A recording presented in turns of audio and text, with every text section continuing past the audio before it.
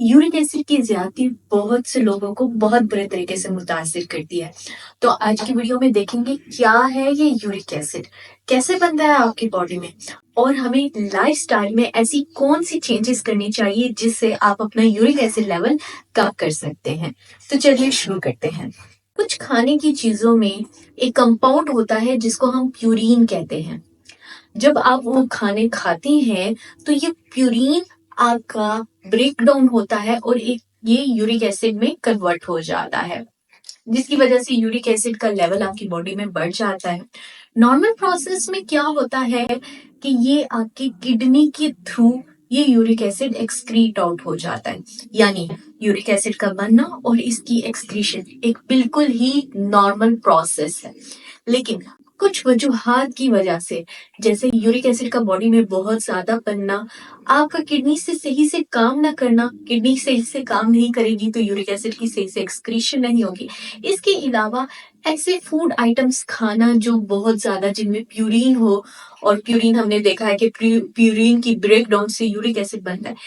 ये कुछ वजूहात हैं, इनकी वजह से आपका यूरिक एसिड बॉडी में ज़रूरत से ज़्यादा इसका लेवल हो जाता है। जब इसका ज़रूरत से ज़्यादा आपकी बॉडी में लेवल हो जाता है, तो ये आपके लिए नुकसानदेह बाइस बन सकता है। जब यूरिक एसिड बहुत ज़्यादा बढ़ जाता है तो ये क्रिस्टल्स की फॉर्म में आपके जॉइंट्स में जमा होना शुरू हो जाता है, जिसकी वजह से आपके जॉइंट्स में स्वेलिंग शुरू हो जाती है, इन्फ्लेमेशन हो जाता है और बहुत ज़्यादा पेन होती है। और इस कंडीशन को हम गाउट कहते हैं। ये एक आर्थराइटिस की एक टाइप है। और बहुत ज़्यादा यूरिक एसिड आपकी किडनीज को भी मुतासिर कर सकता है, ये आपको किडनी फेलियर की तरफ भी लेके जा सकता है। इसके साथ साथ किडनी स्टोन्स का भी बायस बन सकता है।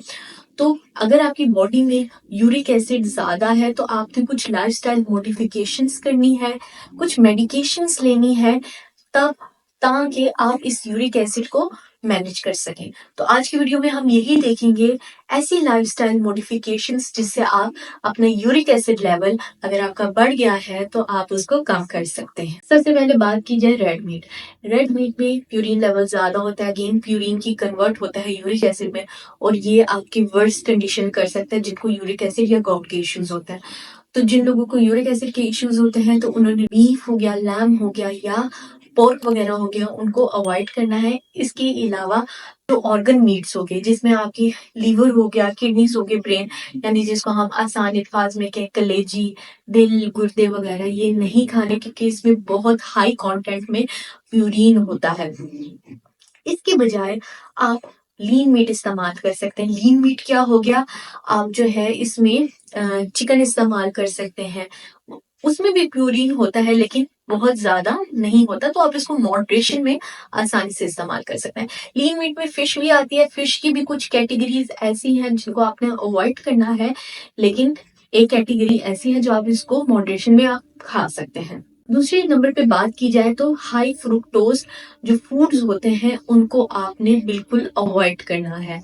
हाई फ्रुक्टोज फूड्स में हमारे पास जो आर्टिफिशियल या अल्ट्रा प्रोसेस्ड या प्रोसेस्ड फूड्स हो गए, जिसमें आपके पास कोल्ड ड्रिंक्स हो गई, सोडा ड्रिंक्स हो गई, एनर्जी ड्रिंक्स हो गई।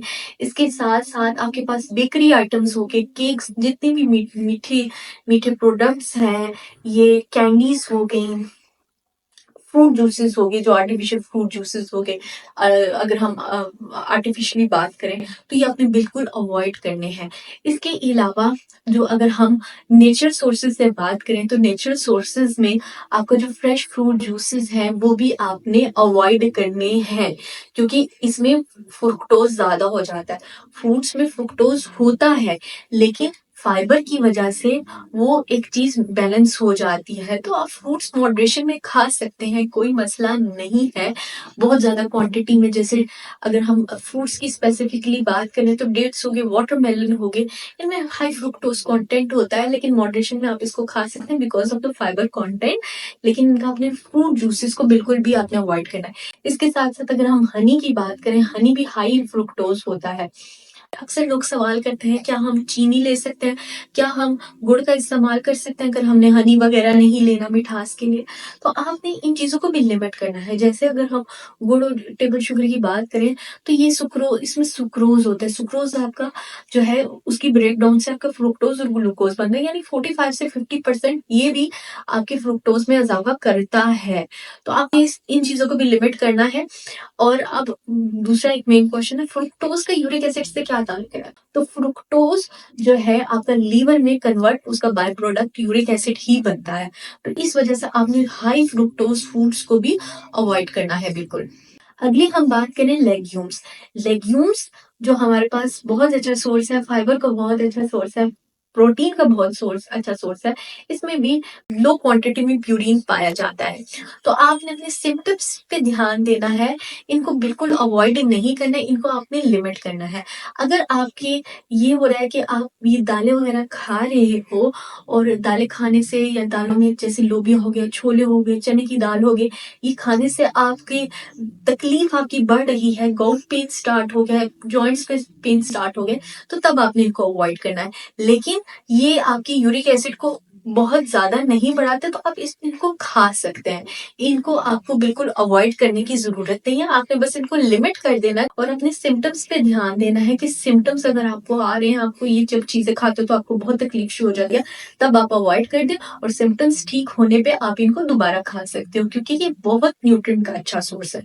इसके अलावा कुछ किस्म की वेजिटेबल्स भी होती हैं जिसमें हमारे पास गोभी होगी, पालक होगी, मशरूम्स होगी, मटर होगी, ये भी इनमें लो लेवल का प्यूरिन पाया जाता है। अगेन आपने सिम्पटम्स पे अपना ध्यान देना है। अगर आपके सिम्पटम्स ये चीजें खाने से आपको तकलीफ शुरू हो रही है, तो तब आप इनको आपने अवॉइड कर देना है।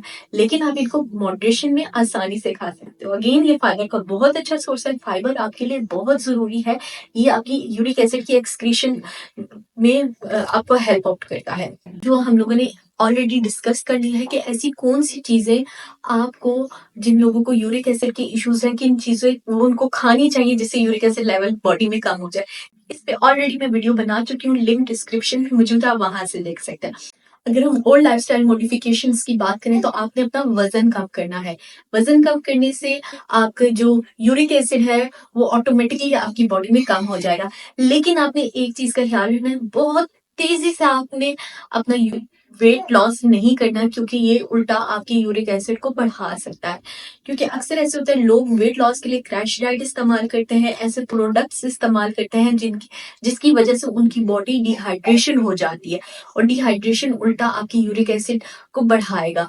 तो बहुत ज्यादा फास्ट वेट लॉस नहीं करना। अगेन मैं अगर बात करूं, बहुत ज्यादा फास्ट वेट लॉस से क्या होता है कि आपकी मसल की ब्रेकडाउन होती है, मसल की ब्रेकडाउन से यूरिक एसिड का लेवल ज्यादा हो जाता है।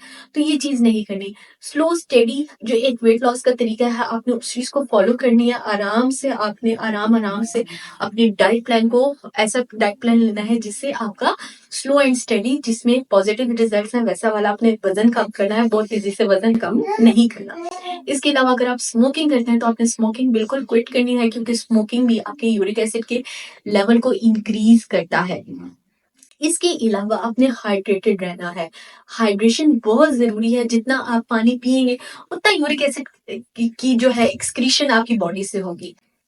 इसके अलावा स्ट्रेस और एंग्जाइटी से बिल्कुल आपने दूर रहना है, क्योंकि स्ट्रेस और एंग्जाइटी आप अगर लेंगे, टेंशन लेंगे, अक्सर लोगों को ये होता है, ओहो हमारा यूरिक एसिड ज्यादा हो गया, वो और स्ट्रेस लेते हैं, वो और एंग्जाइटी का शिकार होते हैं, जिसकी वजह से इनका और यूरिक एसिड लेवल बढ़ता है। तो ये चीज नहीं करनी, स्ट्रेस आपने नहीं लेना। आप योगा कर सकते हैं, मेडिटेशन कर सकते हैं, एक्सरसाइज कर सकते हैं। इससे आपका जो है यूरिक एसिड के लेवल पे आपको देखेगा, आप बहुत असर होगा कि अगर आपने स्ट्रेस नहीं लेना, बिल्कुल नहीं लेना। इसके अलावा आपने साथ ही साथ अपने जो फिजिशियन है उनसे जरूर राब्ता करना है। मेडिकेशंस जो आपको वो प्रिस्क्राइब कर है, इन रिकमेंडेशंस के साथ साथ आपने वो मेडिकेशंस भी लेनी है। तो इन चीजों का आप ख्याल रखें। आप इन चीजों का ख्याल करेंगे तो आपका यूरिक एसिड लेवल आराम से मैनेज हो जाएगा। तो उम्मीद करती हूँ आज की वीडियो आपको पसंद आई होगी। ऐसी और भी वीडियोस देखने के लिए मेरा चैनल जरूर सब्सक्राइब करें। Thank you.